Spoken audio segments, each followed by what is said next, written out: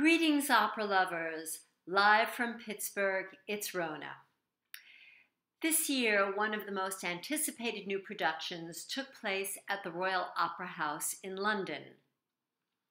A new production of Andrea Chenier, starring the Uber-tenor Jonas Kaufmann.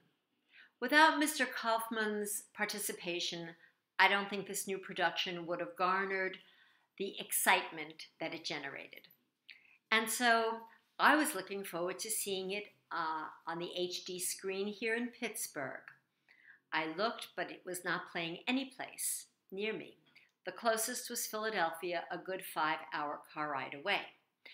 And I was not going to do that, even though I love Mr. Kaufmann. Just not worth it to me. But through the magic of the internet, I was able to catch one of the live performances, the one that was shown in the theaters, on my own screen. And so these are my impressions. First of all, until this production came out, I only knew the opera through the arias. The first two arias that I knew were Gerard's big aria Nemico della Patria and the great aria La Mamma Morta. Also later, I became very familiar with the final duet, Vicino a te, and even after that, through Mr. Kaufmann's through other people's posting Mr. Kaufmann's interpretation of Andrea Chenier on YouTube, I became acquainted with the aria whose name is a little bit difficult. Sometimes it's called Improviso, but it's Un dì all'azzurro spazio. So there are the big numbers that frame this opera. So before I actually watched the Covent Garden production, I decided to see what there was on YouTube. There is so much on YouTube of this opera complete, including one with English subtitles. How fantastic is that? There's also one with Spanish subtitles, which I can also understand. There are probably a minimum of 6 different filmed versions of this opera. And so when I got to see Mr. Kaufmann, Miss Westbrook, and Mr. Lucic playing the lead roles, I had something to compare it to. Because it's not really such a great idea to talk about something when you've never seen anything else to compare it with. So first of all, today, most reviews start with mentioning the production. And this production was by David McVicker. And all I can say is after having seen the other productions and this one, it was just nothing to write home about. It was just a production. The first act was pretty, the second act, the third act, the fourth act, less pretty. But it really didn't have an overall vision that was different from any of the other ones I had seen on YouTube.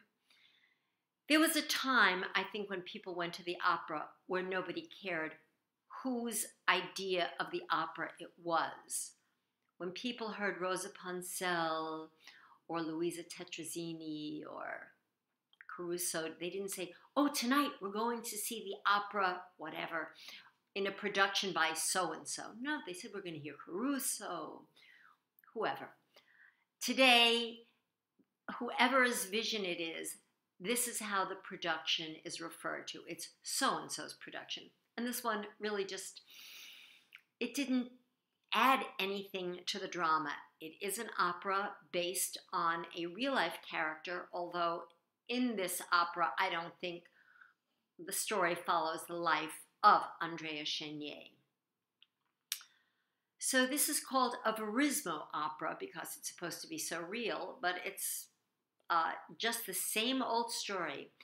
My husband, who is an expert on opera, has a summation of all opera plots, and this one fits into it. A loves B, B loves C, and at the end, 2 people die. And that's exactly what happens in this opera.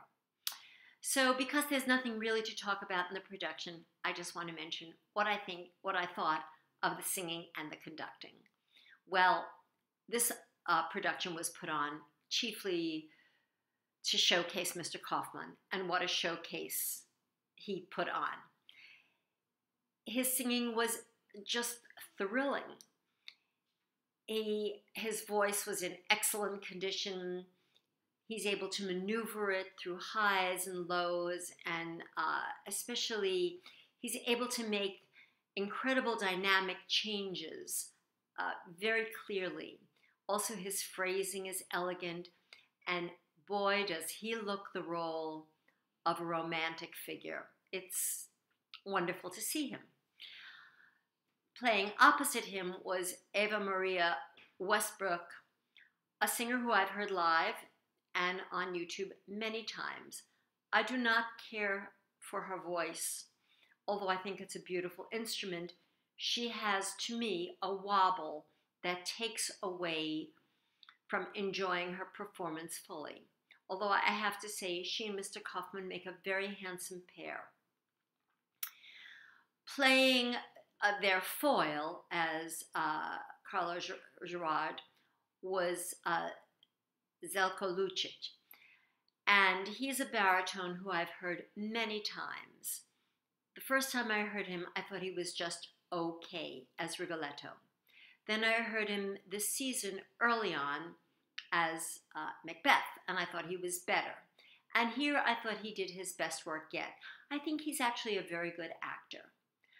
Unfortunately, we have at our disposal all the great performances of the past.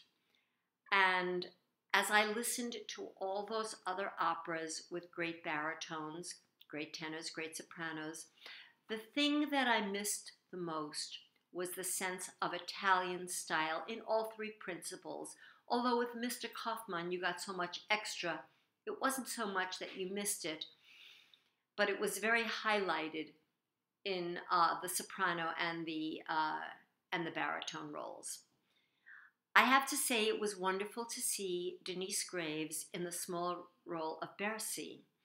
I thought she was just a fabulous singer with a gorgeous instrument, and now she's doing minor roles. I think she took some time off, and I'm hoping that she will take on larger roles as her vocal resources increase.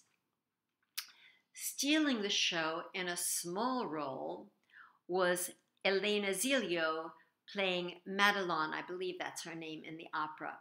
I've heard her several times before at La Scala and in other opera houses. She, to me, is a really terrific secondary player. And I wish that you could hear this kind of singing more.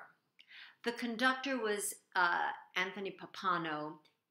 He is just fabulous in this kind of repertoire. I think he really feels the opera from his insides, and he expands it, and he brings us all in. And so to Mr. Pappano, bravo to you. And I enjoyed watching the opera.